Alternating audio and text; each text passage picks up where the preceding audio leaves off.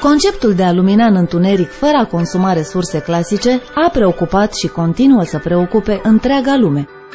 În scop practic sau decorativ, polimerul dezvoltat de o firmă românească a reușit să impresioneze marele public prin forța de a lumina 8 ore gratis.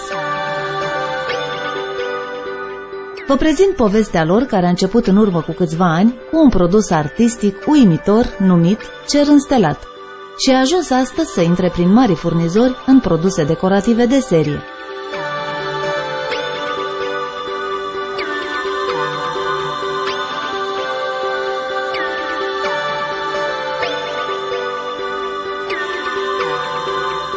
Așteptăm ca viitorul să însemne materiale de construcții ce luminează în noapte, semnalistică, diverse accesorii în sistemul urban și de trafic.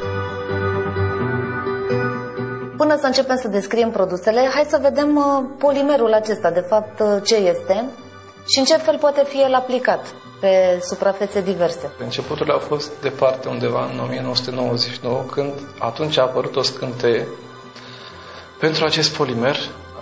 Vorbim de un sas plecat din România, în Germania, Köln, iar de atunci l-am tot, de fapt, echipa tehnică împreună cu domnul Helmut, l-a tot dezvoltat până l-a adus la nivelul de ce vedem acum, azi.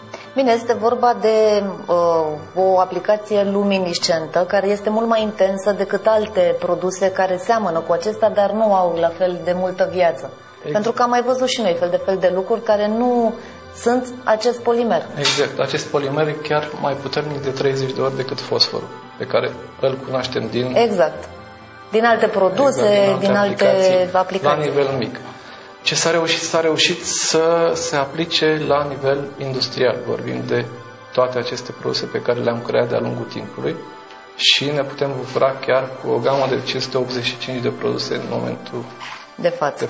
La început erau, hai să spunem, utilizări mai aplicate, mai unicat, mai artistice, cum a fost și cerul înstelat, pe care noi am avut ocazia să-l și filmăm și să ne și bucurăm de finalitate, pentru că, într-adevăr, am văzut cum a crescut sub ochii noștri un univers într-un apartament de bloc, ceea ce mi se pare extraordinar. Și astăzi văd cum firma dumneavoastră a crescut. Am înțeles că prin francize dezvoltați vânzarea acestor produse în toată țara și peste hotare, foarte curând. Și trebuie să facem așa o diferență între aplicațiile care sunt pur estetice și aplicațiile cum sunt cele legate de simboluri, de lucrurile care se pot face urban și care cred că se încadrează foarte bine în acest curent eco de astăzi, în care înlocuim tot ce este electric, tot ce presupune alt consum, cu aplicații de genul ăsta. Mai verde de atât nu se poate, în sensul că toate produsele se încarcă de la lumina naturală și automat luminează până la 8 ore, 10 ore, chiar și 14 ore. Avem unele produse care luminează timp de 14 ore. Deci nu este nevoie ca ele să fie regenerate de altceva decât de lumina naturală. Exact, un ciclu infinit de reîncărcări, adică nu se termină după 1304 încărcări. Deci chiar viața lor este nelimitată? Exact, da. Am înțeles. Plus de asta am intrat în destul de multe zone. Am intrat în zona de deco, de interior, de exterior, chiar în zona de divertisment, tablouri, tricouri, gablonțuri, dar am intrat și în zona mai serioasă a designului, vorbind de construcții, de diverse produse pentru construcții, ceramice, produse ceramice, cărămidă de sticlă, diverse benzi care pot fi folosite la interior, la exterior, semnele de siguranță care pot fi utile în instituții și în diverse alte locații. Adică am dezvoltat o gamă destul de diversă, neoprindu-ne în momentul ăsta aici, suntem în dezvoltare pentru alte și alte lucruri.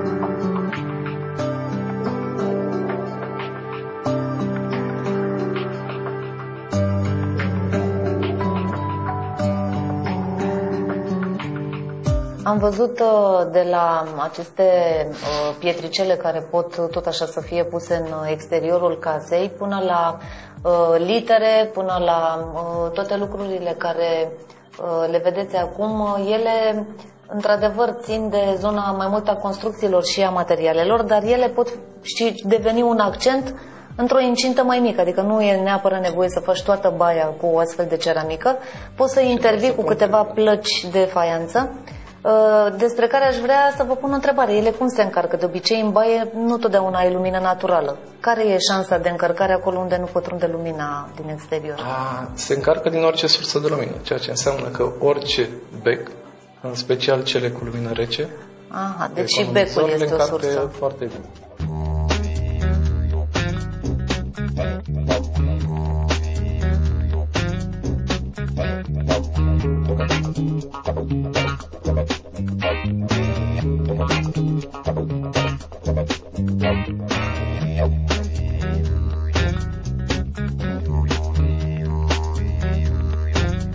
În legătură cu obiectele care pot deveni pentru oamenii mai rafinați un cadou pe care și-l fac lor sau celor dragi, hai să vorbim despre galeuri și despre aceste colecții deosebite de globuri din sticlă care au acest polimer și care, hai să spunem, să ne imaginăm cum ar fi un brad de Crăciun, cât de original și cât de aparte ar fi, care să aibă lumina lui, fără să mai pui nimic în priză. Într-adevăr, am văzut o tendință spre produse mai exclusiviste, mai de lux, am putea să le spunem, și atunci am dezvoltat și această gamă, printre care fac parte aceste galeuri, care sunt niște produse deosebite, pe care le realizăm împreună cu partenerii noștri de la Buzău. Avem, pe de altă parte, obiecte de interior decorative din sticlă tip cracle, care e un tip de sticlă ce pare spartă cu o structură foarte interesantă. Și aici am dezvoltat destul de mult gama. Iar acele globuri decorative sunt destul de căutate în exterior. Avem cereri la export, am putea spune. Deja vindem în mai multe țări, mai puțin momentan în România. Dar încercăm să formăm piața și pentru așa ceva. Mai avem niște lucruri interesante. Sunt acele globuri de sete care pot fi folosite pentru plante. Le umpli cu apă, le pui la plantă, planta își trage cât are nevoie și ai plecat o săptămână de acasă, poți să o lași liniștit că nu-ți moare planta dacă e o plantă care necesită udare a 2-3 zile. Ar trebui să menționăm câteva prețuri, pentru că noi vorbim într-adevăr de o zonă oarecum exclusivă, dar totuși prețurile mi se par relativ accesibile, cel puțin la anumite game de produse chiar sunt foarte atractive. Hai să vedem un tablou sau o decorație de perete formată din 4-5 tablouri, care mi se par deosebite pentru un living. La tablouri putem vorbi de prețuri începând de la 30-40 de RON până la 500 de RON, cel mai scump tablou al nostru. Dacă ne referim la tavan, la plafon fals, atunci putem avea un preț pe metru pătrat de 35-40 de RON pe metru pătrat, fie că e plafon fals sau tapet. Iar celelalte putem să le încadrăm ca niște prețuri relativ normale comparativ cu produsele obișnuite de pe piață. O masă poate fi 300, 500, 700 de RON, depinde de model și de dimensiunea. Hai să ne luăm la revedere, intrând și rămânând în universul fascinant al acestui polimer și al acestor decorațiuni minunate pe care le propuneți publicului din România. La revedere și mulțumim mult!